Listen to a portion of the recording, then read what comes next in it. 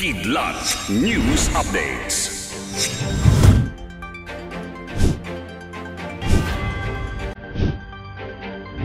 Ako po si Cesar Soriano, kasama ang buong puwersa ng Kidlat News Channel para ihatid ang mga nangunang mga balita sa buong kapuluan. Ngayon, nagbabala ang Armed Forces of the Philippines o AFP sa China kaugnay ng muli nitong panghaharang at pagsunod sa barko ng Pilipinas na nakatakdang mag-resupply mission sa West Philippine Sea. Sa inalabas nitong statement, isang dangerous maneuver ang ginawa ng People's Liberation Army Navy ship 621 matapos nitong sundan ng BRP Benguet LS-507 ng Philippine Navy 5.8 nautical miles southwest ng Pag-asa habang patungo ito sa Rizal Reef para sa isang regular rotation and resupply mission.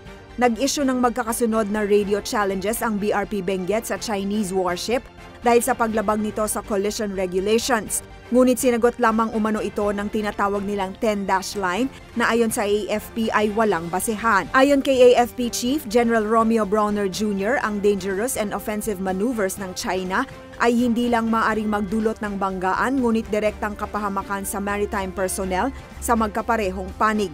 Dapat na umanong itigil ng China ang hindi ligtas na mga aksyon nito at maging profesional sa pagtupad sa international law.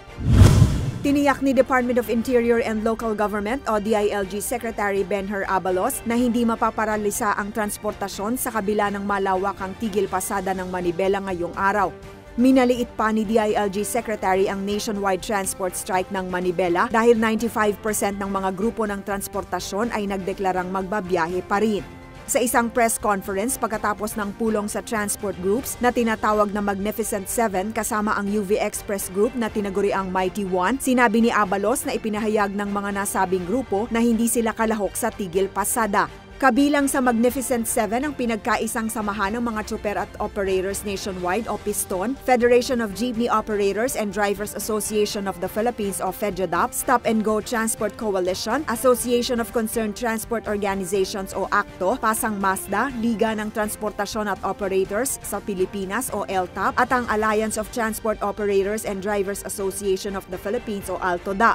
Nagpasya ang manibela na magdaos ng nationwide strike para sa walang tiyak na panahon simula ngayong Lunes upang iprotesta ang phase-out ng traditional jeepneys bilang bahagi ng programa ng pamahalaan para sa modernisasyon ng mga pampasaherong sasakyan at ang aligasyon ng katiwalian sa Land Transportation, Franchising and Regulatory Board o LTFRB. Sa kabila nito, inanunsyo ng PNP na magpapadala sila ng mga tauhan sa mga pangunahing kalsada at iba pang mga lugar na inaasahan ang mga protesta. Magkakaroon din sila ng mga sasakyan para sa libreng sakay.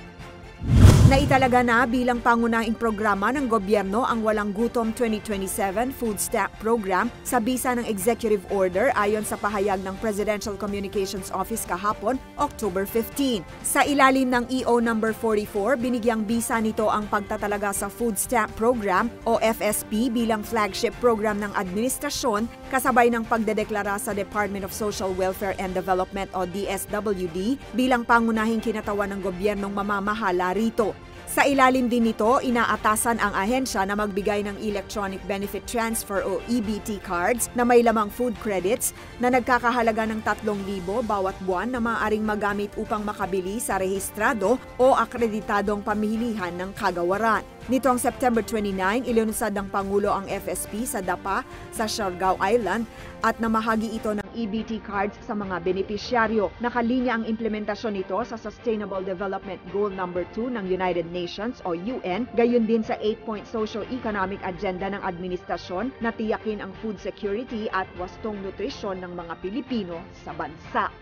Para sa Kidlat News Updates, ako si Rosalyn Sinchonko, nag-uulat. Atin niyo pong natungayan ang mga headlines sa mga nakalipas na oras. Manatiling nakatuto para sa susunod na updates at breaking news. Ako po si Cesar Soriano, kasama nyo sa bawat pagputo ng balita.